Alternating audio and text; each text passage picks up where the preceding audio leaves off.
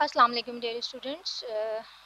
आज हमारा लेक्चर 3 है और इससे पहले जो काम हमने किया था वो ये कि हमने रिडॉक्स रिएक्शंस को बैलेंस करना सीखा था। अच्छा, ये एंड हो गया है हमारे चैप्टर का तकरीबन, जिसमें हम chemical reactions of aqueous solution पढ़ रहे थे और जिसमें हमने डिफरेंट केमिकल रिएक्शंस को देखा था, precipitation reaction, acid base reaction and then in the end redox reaction.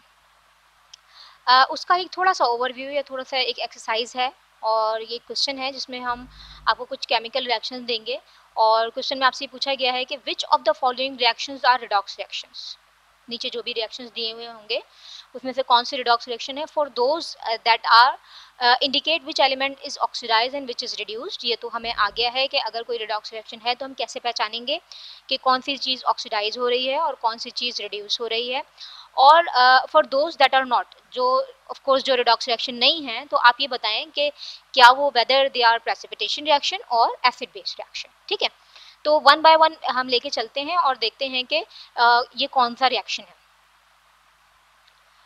Okay, सबसे पहले ये एक रिएक्शन है जिसमें कॉपर हाइड्रोक्साइड रिएक्ट कर रहा है HNO3 नाइट्रिक एसिड के साथ और कॉपर नाइट्रेट बन रहा है और वाटर बन रहा है। तो ये बहुत साफ समझ में आ रहा है कि ये कोई रिडॉक्स रिएक्शन नहीं है, क्योंकि यहाँ पर भी कॉपर +2 ऑक्सीडेशन स्टेट में है और यहाँ पे भी कॉपर +2 ऑक्सीडेशन स्टेट में है, तो ये रिडॉक्स रिएक्शन नहीं है।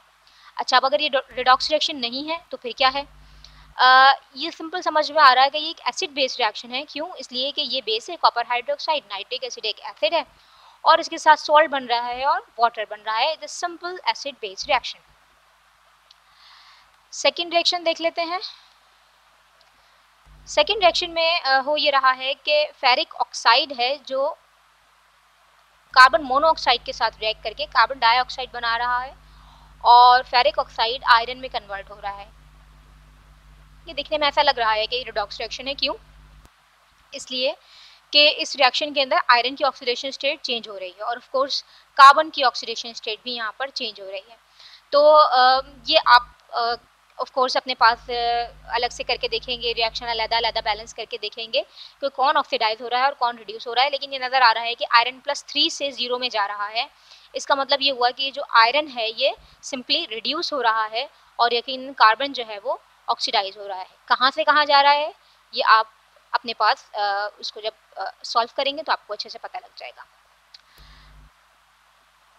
थर्ड जो इक्वेशन है उसमें स्ट्रोंशियम नाइट्रेट रिएक्ट कर रही है सल्फ्यूरिक एसिड के साथ। स्ट्रोंशियम नाइट्रेट एक सॉल्ट है और सल्फ्यूरिक एसिड एक एसिड है और यहाँ पर जो स्ट्रोंशियम नाइट्रेट के अंदर स्ट्रोंशियम की ऑक्सीडेशन स्टेट है वो +2 है और यहाँ स्ट्रोंशियम सल्फेट में भी हमें नज़र आ रहा है कि +2 है। तो इसका मतलब ये हुआ कि यहाँ पर तो कोई रिडॉक्स रिएक्शन नहीं हो रहा। तो फिर ये कौन सा रिएक्शन है?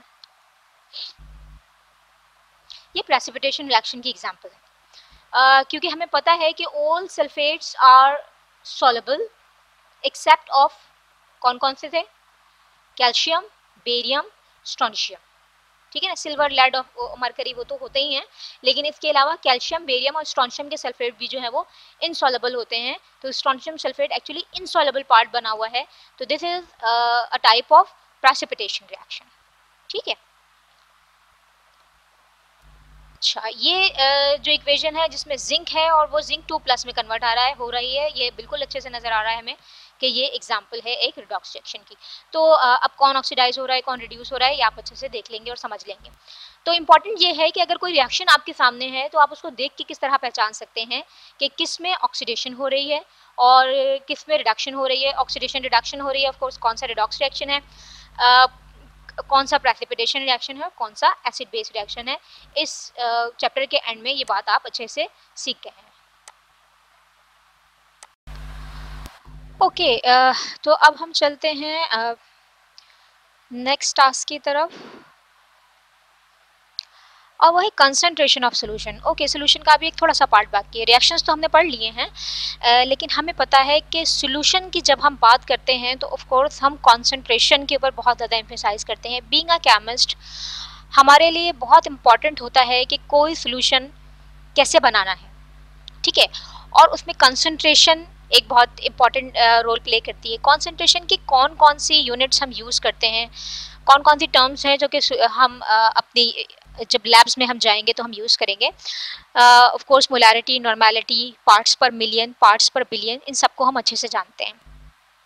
लेकिन इनऑर्गेनिक केमिस्ट्री के पॉइंट ऑफ व्यू से जो चीज़ हम सबसे ज़्यादा यूज़ करते हैं वो है मोलैरिटी। मोलैरिटी की और मोल की बहुत अच्छे से समझ होनी चाहिए कि मोलैरिटी क्या है, मोल क्या है, और आज के लेक्चर में हम इन्हीं चीज़ों पर एम्फसाइज करेंगे। हम 9th क्लास से पढ़ते हुए आ रहे हैं मोलैरिटी क्या होती है, mole of solute per unit volume. ठीक है, अभी भी यही लिखा हुआ है कि मोलैरिटी जो है वो यही है कि mole of solute per unit volume. 1 litre के अंदर जितने सॉल्यूट के मोल्स होंगे वो मोलैरिटी होगी। और मोल क्या होते हैं, मोल ये होता है कि amount of solute divided by molecular wait, यानी वेट अपॉन मॉलिक्यूलर वेट। ये भी हमें अच्छे से पता है।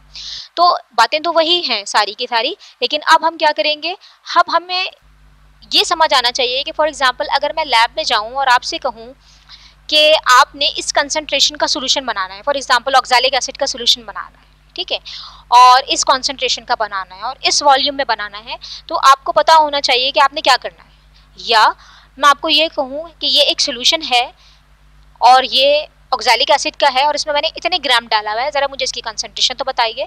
तो ये सारी चीज़ें आपको आनी चाहिए। ठीक है, तो अब हम जो एग्जाम्पल्स की तरफ जा रहे हैं उसमें आप देखेंगे कि आप इसको बहुत अच्छे तरीके से समझ सकेंगे। ये एग्जाम्पल है, एक क्वेश्चन मैंने दिया है, calculate the molarity of a solution made by dissolving 23.4 gram of sodium sulfate in enough water to form 125 ml of solution। ये बिल्कुल वही बात है जो मैंने आपसे कही कि मैंने आपको एक सोल्यूशन दे दिया है सोडियम सल्फेट का, ठीक है, और वो 125 ml के अंदर बना हुआ है। ठीक, और मैंने आपसे कहा कि मैंने इसमें 23.4 ग्राम सोडियम सल्फेट डाला है, ज़रा मुझे इसकी मोलैरिटी तो बताइए। तो सबसे पहला काम आपने क्या करना चाहिए, आपको क्या करना चाहिए, सबसे पहले तो आपको ये पता होना चाहिए कि इसमें सोडियम सल्फेट के मोल्स कितने यूज हुए हैं। ठीक है, और मोल का फॉर्मूला मैंने अभी आपको क्या बताया, it is weight upon molecular weight, amount of solvate divided by molecular weight of solvate. ठीक है, अच्छा, अब हमें क्या करना है, हमने कहा सबसे पहले हमें मोल कैलकुलेट करना है, तो हम मोल कैलकुलेट कर लेते हैं। ठीक है, मोल का फॉर्मूला है amount of solute divided by molecular weight of solute. तो अमाउंट कितना है जनाब, 23.4 ग्राम है और मॉलिक्यूलर वेट इसका है 142। ठीक है, अच्छा, मॉलिक्यूलर वेट कैलकुलेट करना भी आना चाहिए, आता ही होगा, लेकिन बहरहाल कुछ लोग थोड़े ज़रा ज़्यादा नालायक होते हैं, शायद उनको ना आता हो, तो प्लीज़ इस पर भी एम्फसाइज कीजिएगा कि मॉलिक्यूलर वेट आप करेक्ट कैलकुलेट करें। ओके, तो ये आ गया नंबर ऑफ मोल्स। अब इससे मोलैरिटी किस तरह फाइंड आउट की जाए, मोलैरिटी फाइंड आउट करने का फॉर्मूला क्या था, वो ये था, mole divided by unit volume, volume या volume of solution in litre. तो अब मेरे पास जो वॉल्यूम ऑफ सोल्यूशन है वो है 125 ml। ठीक, वॉल्यूम गिवन है और मोल मैंने कैलकुलेट कर लिए हैं। तो मेरा नेक्स्ट टास्क क्या है, नेक्स्ट टास्क है कि मोलैरिटी कैलकुलेट की जाए। कैसे मोलैरिटी कैलकुलेट की जाए, कि mole of solute volume of solution in litre. तो मोल ऑफ सॉल्यूट जो मैंने यहाँ से निकाले थे, ठीक है, और उनको डिवाइड कर देंगे volume of solution in litre से। अच्छा, ये वॉल्यूम मैंने यहाँ लिखा था 125 ml, मैंने यहाँ लिखा है 0.125 ml। ऐसा क्यों किया मैंने, ऐसा इसलिए किया क्योंकि मुझे वॉल्यूम चाहिए लीटर में, जबकि ये कितने में दिया हुआ है, ml में दिया हुआ है। तो एक्चुअली मैंने इस ml को किस में कन्वर्ट कर दिया, लीटर में कन्वर्ट कर दिया है, और लीटर में कन्वर्ट करके लिखा है, तो मोलैरिटी आ गई है 1.318। ओके, इस क्वेश्चन को हम एक और तरीके से भी सॉल्व कर सकते हैं। ये तो हमने बहुत समझ के काम किया है कि पहले हमने 23.4 ग्राम को हमने मोल में कन्वर्ट किया और फिर उन मोल को वॉल्यूम से डिवाइड करके मोलैरिटी निकाली। ठीक है ना, ये समझदार समझ के हमने किया है कि ओके क्या इसके पीछे कॉन्सेप्ट है। लेकिन कभी कभी ऐसा होता है कि फॉर्मूले ज़रा ज़्यादा अच्छे तरीके से याद रह जाते हैं। तो ऑफ कोर्स दोनों ही चीज़ें पता होनी चाहिए, ये भी आपको पता होना चाहिए कि हम कहाँ से आ रहे हैं, और इसके अलावा इसका एक शॉर्टकट भी है और वो है फॉर्मूला। सेम क्वेश्चन है, बिल्कुल यही वाला क्वेश्चन है कि 23.4 ग्राम सोडियम सल्फेट लिया है और 125 ml सोल्यूशन के अंदर डिसॉल्व किया है। उसके लिए एक फार्मूला भी है, और फार्मूला क्या है, फार्मूला ये है कि molarity is equivalent to amount of solute multiply by 1000 divided by volume multiply by molecular weight. ठीक है, ये एक फार्मूला है। अगर हमें अमाउंट कैलकुलेट करना हो तो इसी को रीअरेंज कर लेंगे। अमाउंट के लिए क्या फार्मूला बन जाएगा, amount of solute is equivalent to molarity into volume into molecular weight divide by 1000। अच्छा सिर्फ इस बात का ध्यान रखिएगा, यहाँ क्योंकि 1000 भी लगा हुआ है इसलिए वॉल्यूम इन सोल्यूशन ml के अंदर है, ठीक है। और अगर ये 1000 नहीं होगा तो ये वॉल्यूम इन सोल्यूशन लीटर के अंदर होगा। आपको बुक के अंदर ये शायद दोनों ही चीजें मिलेंगी। तो सिंपल काम क्या करना है कि इस फॉर्मूले के अंदर बस आपने चीजें उठा के रखनी है और आपका आंसर आ जाएगा। अमाउंट ऑफ सॉल्यूट ये रहा, ठीक है। वॉल्यूम ऑफ सोल्यूशन ml के अंदर चाहिए, ml के अंदर ही गिवन है, that is 125 ml। Molecular weight जो हमने अभी देखा था वही है। तो इस तरीके से हमने इसको जब सॉल्व किया तो हमारा जो आंसर आ रहा है सेम वही आ रहा है जो पहले आ रहा था, दैट इज 1.318, ठीक है। इसकी मोलारिटी चाहे आप इधर से थोड़ा सा फ्रैक्शन का ऑफ कोर्स डिफरेंस आ जाए, हो सकता है 3.179 हो जाए या 178 हो जाए, लेकिन मोर और लेस आंसर जो है वो आपका सेम आएगा। अच्छा यहाँ पर जो अभी जो हमने एग्जाम्पल की है, और दो तरीके से हमने ये एग्जाम्पल की है, एक में हमने फॉर्मूला लगाया और एक में हम थ्रू प्रॉपर चैनल मोल कैलकुलेट करके आए। उस एग्जाम्पल में हमने ये देखा कि अमाउंट गिवन है, मोलारिटी कैलकुलेट करनी है, ठीक है। अब मैं चलती हूँ सेकंड की तरफ। उसमें क्या कह रही हूँ मैं आपसे, उसमें हमें ये करना है कि मोलारिटी गिवन है और अमाउंट कैलकुलेट करना है, यानी आपको बताना है कि आपको कितना अमाउंट चाहिए ये सोल्यूशन प्रिपेयर करने के लिए, ठीक है। और ये बहुत इंपॉर्टेंट है कि अगर आप लैब में जाएं और आपसे कहा जाए कि इस केमिकल का इतने मोलर का सोल्यूशन बनाइए, तो आपको पता होना चाहिए कि आपने क्या करना है, ठीक है। इसको भी हम दोनों ही तरीकों से करेंगे। पहले हम चलते हैं कि हम मोल्स वाले मेथड से इसको किस तरह लेके चलेंगे। ओके, अब यहाँ पर क्या है, मोलारिटी गिवन है, वॉल्यूम गिवन है और केमिकल गिवन है कि जो है वो हमें क्या करना है। तो सबसे पहला काम क्या करना चाहिए, पहले हमने जब अमाउंट गिवन था तो पहले मैंने नंबर ऑफ मोल्स निकाले थे, ठीक है, और उसके थ्रू मैंने जो है वो मोलारिटी कैलकुलेट की थी। अभी मोलारिटी गिवन है, ठीक है ना, मोलारिटी गिवन है। तो अब मोलारिटी का जो फॉर्मूला है वो है मोल divided by volume, right. Molarity given है, मोल चाहिए मुझे, मोल्स यहाँ पे गिवन नहीं है क्योंकि अमाउंट नहीं गिवन, तो मुझे मोल निकालने के लिए जरा डिफरेंट तरीके से लेके चलना पड़ेगा, ठीक है। तो molarity is equal to mole divided by volume. तो अब मुझे मोलारिटी गिवन है, वॉल्यूम गिवन है, तो मैं मोल ऑफ सॉल्यूट मालूम कर लूंगी, ठीक है। तो ये मोल ऑफ सॉल्यूट आ गए। अब जब मोल आ जाएंगे तो मुझे अमाउंट कैलकुलेट करने के लिए क्या करना पड़ेगा, मोल का फॉर्मूला क्या है, mole is equal to amount divided by molecular weight. तो अमाउंट ऑफ सॉल्यूट किसके बराबर हो जाएगा, mole multiply by molecular weight. तो इस तरीके से mole multiply by molecular weight करके मैंने ये अमाउंट निकाल रहे हैं कि ओके, अगर सोडियम सल्फेट का 24.8 ग्राम लेकर 0.35 लीटर के अंदर डिसॉल्व कर दिया जाए तो उसकी कंसंट्रेशन 0.5 होगी। दोबारा सुनिए, 24.85 ग्राम सॉल्यूट, कौन है solute, sodium sulphate. 24.85 sodium sulphate 24.85 gram sodium sulphate को अगर इतने वॉल्यूम के अंदर डिसॉल्व किया जाएगा तो उसकी जो कंसंट्रेशन बनेगी वो ये होगी। और इसको जो मैंने कैलकुलेट किया है वो किस तरीके से गई हूँ कि पहले मैंने मोल ऑफ सॉल्यूट मालूम किया और उस मोल को अमाउंट में कन्वर्ट कर दिया है। यही काम मैं फॉर्मूले के थ्रू भी कर सकती हूँ, वो फॉर्मूला जो मैंने अभी ये वाला देखा था, ठीक है ना। इस फॉर्मूले में मुझे मोलारिटी कैलकुलेट करनी थी, जो मेरा नीचे क्वेश्चन है मुझे उसमें अमाउंट कैलकुलेट करना है, ठीक है ना। तो अपने फॉर्मूले को हम रीअरेंज कर लेंगे। क्वेश्चन वही, क्वेश्चन क्या है, how many grams of sodium sulphate are required to make 0.350 litre of 0.5 molar sodium sulphate. लेकिन अब मैं क्या कर रही हूँ, मैंने फॉर्मूला रीअरेंज कर लिया। फॉर्मूला क्या बन गया है, amount is equal to molarity into molecular weight into volume divide by 1000। और याद रहे वॉल्यूम किस में है, ml में, ठीक है। और यहाँ वॉल्यूम किस में गिवन है, लीटर में। तो मैंने क्या किया, 0.35 लीटर को किस में कन्वर्ट कर दिया है, ml में कन्वर्ट कर दिया है, दैट इज 350। और अगर आप इसको लीटर में रख रहे हैं तो फिर आप ये 1000 ना लगाइए, ठीक है, एक ही बात है। तो आपने इस तरीके से अमाउंट कैलकुलेट किया, दैट इज 24.85 ग्राम। तो क्या सीखा हमने इसमें, हमने ये सीखा कि अगर अमाउंट गिवन है तो हम मोलारिटी कैलकुलेट कर सकते हैं, और अगर मोलारिटी गिवन है तो हम ये कैलकुलेट कर सकते हैं कि उतना मोलर सोल्यूशन बनाने के लिए मुझे कितना अमाउंट चाहिए। हाँ, इन दोनों चीज़ों में मुझे वॉल्यूम की ज़रूरत होगी कि ओके ये काम कितने वॉल्यूम में हो रहा है। ओके स्टूडेंट्स, अब हम चलते हैं एक एग्जाम्पल की तरफ। एक क्वेश्चन है और वो क्वेश्चन ये है कि हमारे पास HCl और सोडियम हाइड्रोक्साइड की टाइट्रेशन हो रही है, ठीक है। HCl कोनिकल फ्लास्क में है और कितना है, 10 ml है, और इसकी कंसंट्रेशन है 0.01 मोलर, और टाइट्रेशन कर रहे हैं हम सोडियम हाइड्रोक्साइड से, और उसकी कंसंट्रेशन भी एग्जैक्टली वही है जो कि HCl के, दैट इज 0.01 मोलर, ठीक है। 10 ml HCl है और 0.01 मोलर उसकी कंसंट्रेशन है। सोडियम हाइड्रोक्साइड भी 0.01 मोलर कंसंट्रेशन का है। ऑफ कोर्स फिनोल्फ्थालीन इंडिकेटर है। पूछना ये है कि सोडियम हाइड्रोक्साइड का कितना वॉल्यूम यूज होगा, ठीक है। क्वेश्चन क्या है, HCl और सोडियम हाइड्रोक्साइड की टाइट्रेशन हो रही है, सोडियम हाइड्रोक्साइड और HCl की कॉन्सेंट्रेशन सेम है, तो कितना वॉल्यूम यूज होगा सोडियम हाइड्रोक्साइड का। ऑफ कोर्स समझ में आ रहा है कि जब कॉन्सेंट्रेशन सेम है तो वॉल्यूम भी सेम ही यूज होगा, दैट इज 10 ml, ठीक है ना।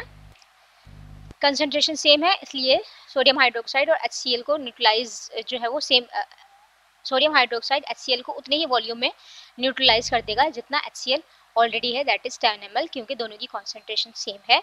और सोडियम हाइड्रोक्साइड और HCl का जो मोल रेशियो है वो 1:1 का है, यानी 1 मोल HCl न्यूट्रलाइज होगा 1 मोल सोडियम हाइड्रोक्साइड के साथ। तो जितने मोल 10 ml के अंदर हैं उतने ही मोल सोडियम हाइड्रोक्साइड के भी 10 ml में ही होंगे न्यूट्रलाइज करने के लिए, ठीक है। दूसरी एग्जाम्पल देखते हैं। दूसरे एग्जाम्पल में तकरीबन वही बात है लेकिन थोड़ा सा एडिशन है। HCl और सोडियम हाइड्रोक्साइड की ही टाइट्रेशन है और 10 ml HCl ही हमने कोनिकल फ्लास्क में लिया है, जिसकी कंसंट्रेशन 0.01 मोलर है। सोडियम हाइड्रोक्साइड की कंसंट्रेशन भी 0.01 मोलर है। फ़र्क सिर्फ ये है कि कोनिकल फ्लास्क में मैंने HCl के साथ साथ वाटर भी डाल दिया, 10 ml वाटर भी डाल दिया, ठीक है। अब पूछना ये है कि how much volume of sodium hydroxide will be consume.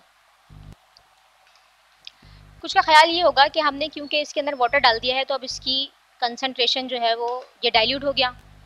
जब डाइल्यूट हो जाएगा तो वॉल्यूम कम होगा, और कितना होगा, क्योंकि 10 और ये 10 है 20 हो गया है, तो कुछ लोगों का आंसर होगा, मेरा ख्याल है कि कुछ लोगों का आंसर होगा 5 ml, क्योंकि वॉल्यूम जो है वो डबल हो गया है और आपके ख्याल से ये चीज़ डिक्रीज, कंसंट्रेशन जो है वो कम हो गई है, डाइल्यूट हो गया है। कुछ का ख्याल ये होगा क्योंकि वॉल्यूम अब डबल हो गया है इसलिए अब 10 ml के बजाय 20 ml यूज़ होगा। और कुछ लोगों का ख्याल ये होगा कि कोई फ़र्क नहीं पड़ेगा और 10 ml यूज़ होगा। अब इसमें से सही आंसर कौन सा है? इसका सही आंसर है 10 ml। और वो क्यों है?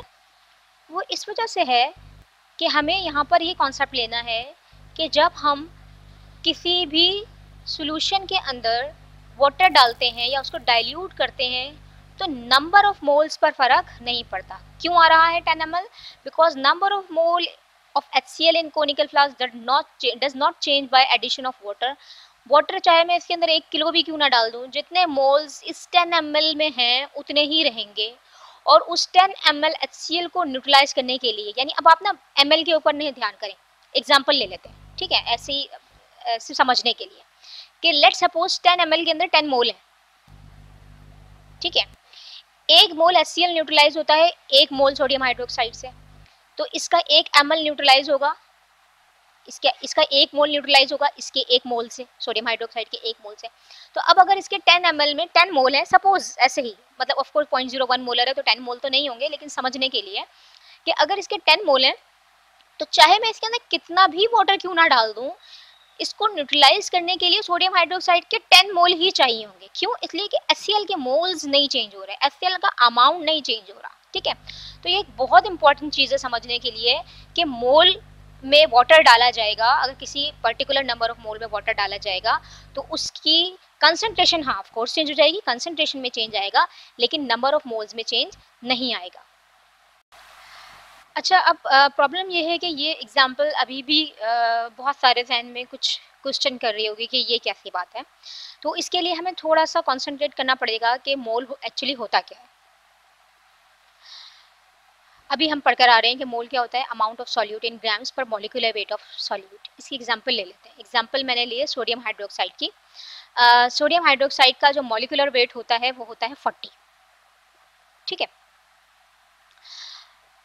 40 इसका मॉलिक्यूलर वेट है। इसका मतलब ये हुआ कि अगर मैं 40 ग्राम सोडियम हाइड्रोक्साइड लूँगी तो वो 1 मोल है, ठीक है ना।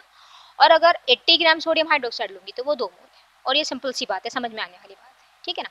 और मोलैरिटी हम कैसे फाइंड आउट करते हैं? मोलैरिटी होती है मोल ऑफ सॉल्यूट। अच्छा, अब मोल को मैं नंबर ऑफ मोल में नहीं लूँ, अगर ग्राम में ले लूँ, फॉर एग्जाम्पल 1 मोल के बजाय मैं कहूँ 40 ग्राम है, ठीक है ना, तो 40 ग्राम को हम कन्वर्ट कर देते हैं, 1 मोल है। तो अगर मैंने 40 gram sodium hydroxide 1 litre solution में बनाया, तो इसका मतलब मैंने क्या किया है कि इस 40 ग्राम का मतलब है 1 मोल, ठीक है। इस 1 मोल को मैंने 1 लीटर में बनाया, that is molarity is 1 molar. इसी चीज को हम और देख लेते हैं। अभी हमने कहा कि 40 ग्राम अगर सोडियम हाइड्रोक्साइड 1 लीटर में बनाया तो वो 1 मोलर है, ठीक है।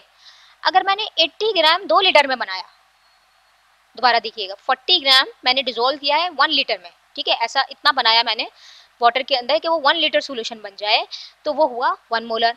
और अगर 80 ग्राम को लेकर मैं 2 लीटर सोल्यूशन बनाऊं तो उसकी मोलैरिटी क्या होगी? वही 1 मोलर। क्यों? इसलिए कि डबल मैंने अमाउंट किया है तो वॉल्यूम भी डबल किया है, ठीक है, और मोलैरिटी एक्चुअली रेशियो है। इसी तरीके से अगर मैं 20 ग्राम लेकर उसको हाफ लीटर में बनाऊं तो वो तब भी 1 मोलर है। तो एक्चुअली क्या है, समझने वाली बात क्या है, यहाँ मैंने अमाउंट डिफरेंट है हर जगह। ये 20 ग्राम लिया है, ये 40 ग्राम लिया है, ये 80 ग्राम लिया है, मोलैरिटी सबकी सेम है।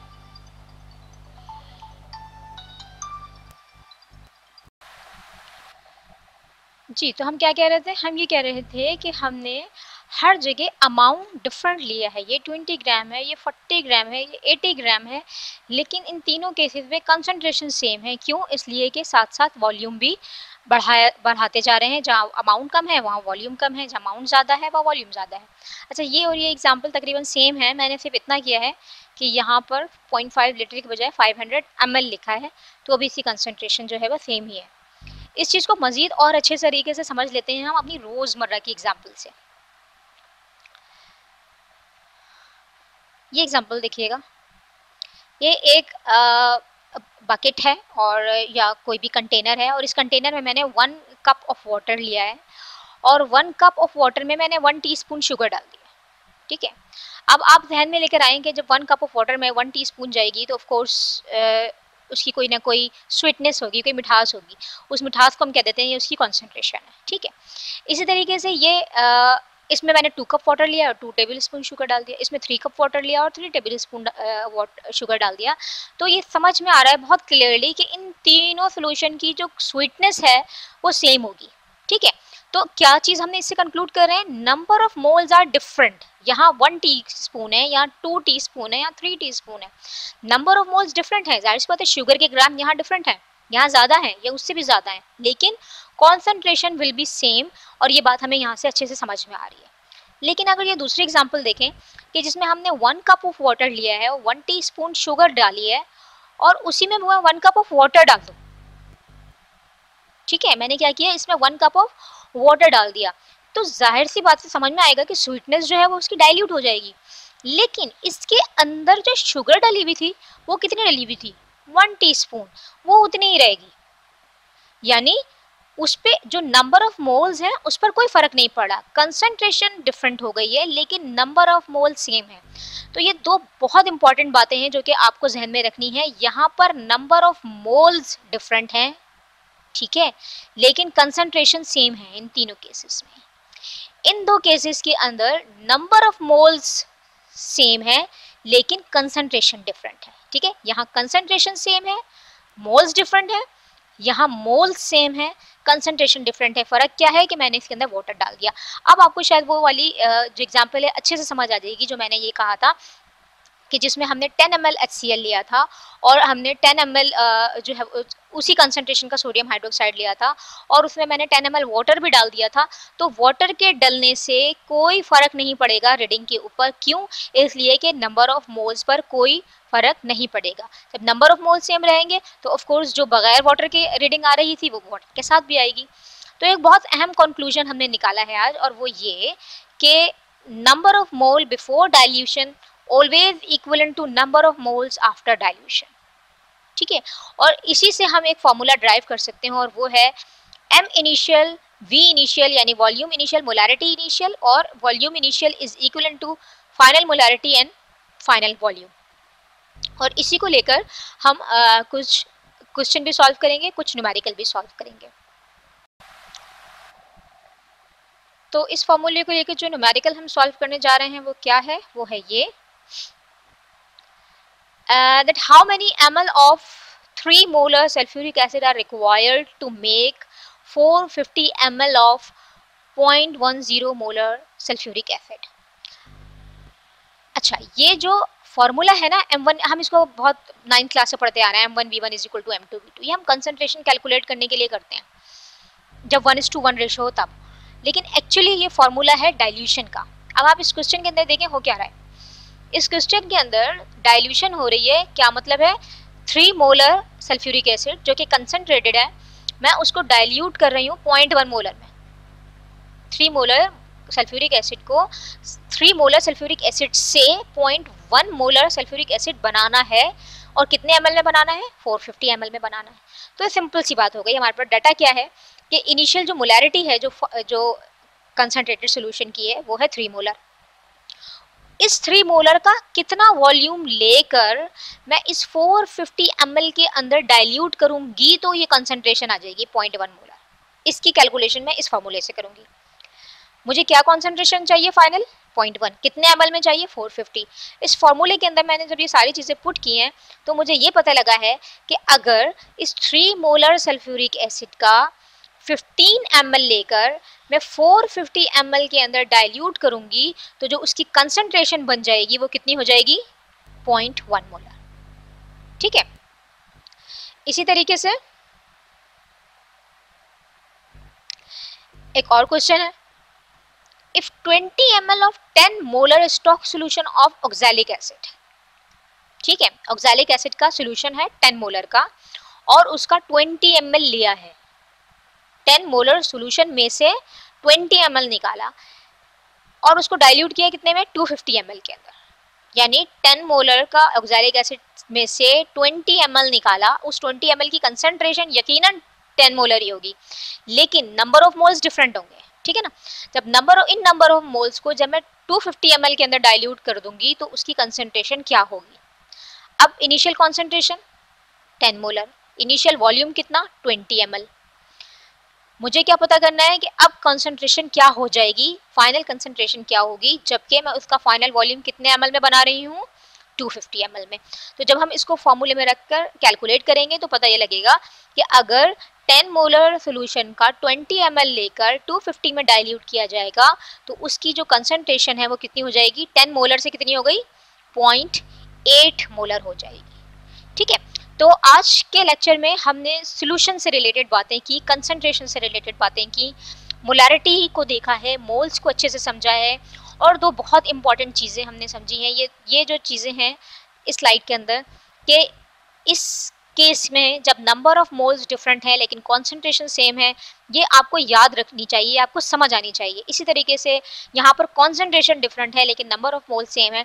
ये समझिए आज के लेक्चर का थीम है, या बॉटम लाइन है कि आपको मोल और मोलैरिटी की समझ होनी चाहिए। कोई क्वेश्चन होगा ऑफ कोर्स आप मुझसे पूछिएगा, मैं बताऊंगी आपको अगर कोई कन्फ्यूजन है तो।